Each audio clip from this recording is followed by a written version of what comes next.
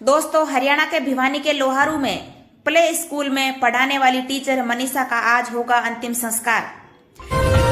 हरियाणा के भिवानी के लोहारू में प्ले स्कूल टीचर मनीषा की हत्या का मामला अब तक पूरी तरह सुलझ नहीं पाया है। दोस्तों, शुरू से लेकर अब तक क्या हुआ है, मनीषा केस में पुलिस की क्या लापरवाही है, हम सब कुछ बताएंगे इस वीडियो में विस्तार से। भिवानी रोहतक के बाद दिल्ली AIIMS में तीसरा पोस्टमार्टम हुआ है। नमस्कार दोस्तों, एक बार फिर से स्वागत है आप सभी का आपके अपने चैनल में। पूरी अपडेट जानने के लिए वीडियो को लाइक और चैनल को सब्सक्राइब कर लीजिए ताकि हर खबर आपको मिलती रहे। दरअसल इस पूरे मामले में पुलिस ने पहले दिन से ही कोताही बरती है, यानी लापरवाही बरती है। 11 अगस्त को जब मनीषा लापता हुई थी तो परिवार ने लोहारू थाने में शिकायत की थी।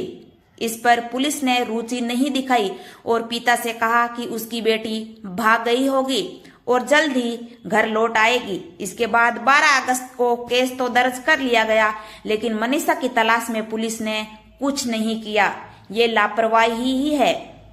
इस मामले में पुलिस ने 2 दिन तक कोई पहल नहीं की, लेकिन फिर पुलिस को कुछ लोगों ने सूचना दी कि लोहारू के सिंगानी गांव में नहर के पास खेतों में एक लाश मिली है।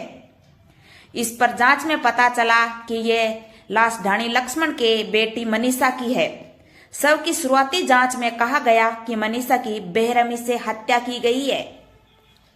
बेटी के हाल को देखकर ग्रामीण और परिजन भड़क गए और फिर भिवानी अस्पताल में पोस्टमार्टम के बाद परिजनों ने मनीषा का शव लेने से इनकार कर दिया।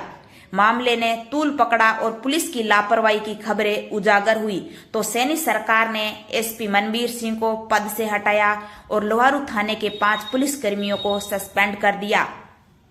5 दिन तक धरना प्रदर्शन चलता रहा और फिर अचानक 18 अगस्त को इस मामले में पुलिस ने दावा किया कि उसने आत्महत्या की है और कीटनाशक खरीद कर खाया। सुसाइड नोट भी वायरल हो गया। हालांकि पुलिस ने इस नोट के वायरल होने पर कुछ नहीं कहा।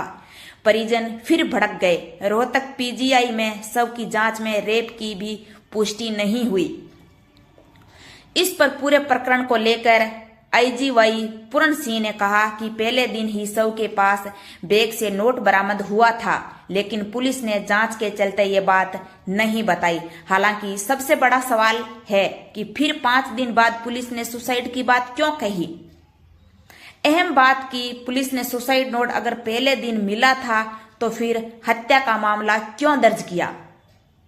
IG ने हालांकि नोट को लेकर साफ साफ जवाब नहीं दिया और कहा कि मेडिकल बोर्ड की जांच के आधार पर ही सारी बातें कह रहे हैं। वहीं पुलिस अब तक मनीषा का मोबाइल फोन और कीटनाशक की बोतल का भी पता नहीं लगा पाई है।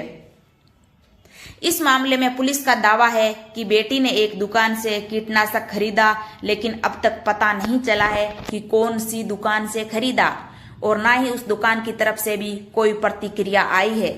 IG ने कहा कि इस मामले में अब तक किसी की गिरफ्तारी नहीं हुई है। उधर लड़की के पिता संजय ने कहा था कि उनकी बेटी इंग्लिश में नोट लिख ही नहीं सकती।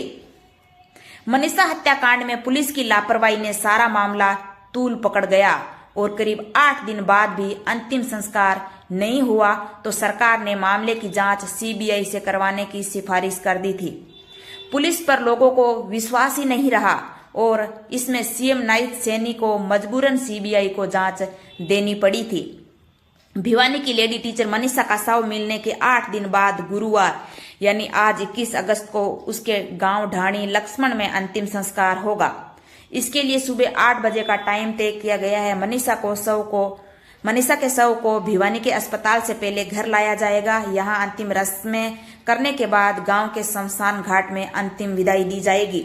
इससे पहले परिवार ने सरकार के सामने 2 मांगे रखी थी। पहली, केस की जांच हरियाणा पुलिस की जगह CBI से करवाई जाए। दूसरी, मनीषा का दिल्ली एम्स से पोस्टमार्टम कराया जाए। ग्रामीणों ने चेतावनी दी थी कि सरकार ने मांगे नहीं मानी तो वे गांव में पक्का मोर्चा लगा देंगे जब तक प्रशासन को मनीषा का अंतिम संस्कार नहीं करने दिया जाएगा। सुनने में तो अब यह भी आ रहा है कि वहीं मनीषा की डेथ मिस्ट्री में कुख्यात गैंग स्टार लोर्स गैंग की एंट्री हो गई है। लोर्स के साथ ही गोल्डी ढिल्लों ने सोशल मीडिया पर धमकी दी थी कि पुलिस और सरकार मनीषा को इंसाफ दे वरना हम उसे इंसाफ दिलाएंगे। ये बात पूरी तरीके से साबित नहीं हुई है, लेकिन सुनने में तो यही आ रहा है। सोशल मीडिया पोस्ट में गैंगस्टर गोल्डी ढिल्लो ने लिखा, भिवानी के लोहारू में बहन मनीषा की बर्बरता से हत्या हुई है।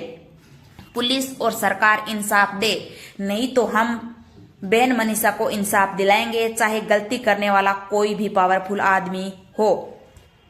गांव में सुबह के वक्त चल रही पंचायत में मनीषा के पिता संजय की तबीयत बिगड़ी तो ग्रामीण उन्हें उठाकर अंदर ले गए थे।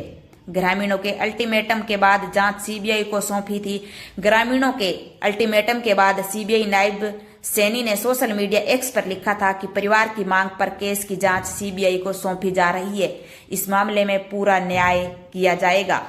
दोपहर होने तक सरकार ने ग्रामीणों की दूसरी मांग भी मान ली और मनीषा की डेड बॉडी दिल्ली एम्स भेजकर तीसरी बार पोस्टमार्टम भी हुआ। इसके पहले भिवानी के सरकारी अस्पताल और रोहतक पीजीआई में पोस्टमार्टम किया जा चुका था। दोनों मांगे पूरी होने के बाद गांव में लगे धरने में पहुंचकर मनीषा के दादा राम किशन ने कहा कि हमारी दोनों मांगे पूरी हो गई है, हम बेटी का अंतिम संस्कार करना चाहते हैं। वहां मौजूद किसान नेता सुरेश कोथ ने कहा कि हम परिवार के साथ राजी हैं। इसके बाद ग्रामीणों ने दोनों हाथ उठाकर सहमति जताई और धरना खत्म कर दिया और ग्रामीण अपने घर लौट गए। धरने में शामिल लोगों ने हाथ खड़े कर मनीषा के अंतिम संस्कार में सहमति जताई। दिल्ली एम्स से मनीषा का शव भिवानी पहुंचा। उधर दिल्ली एम्स में पोस्टमार्टम के बाद मनीषा की डेड बॉडी भिवानी के सिविल अस्पताल लाई गई है।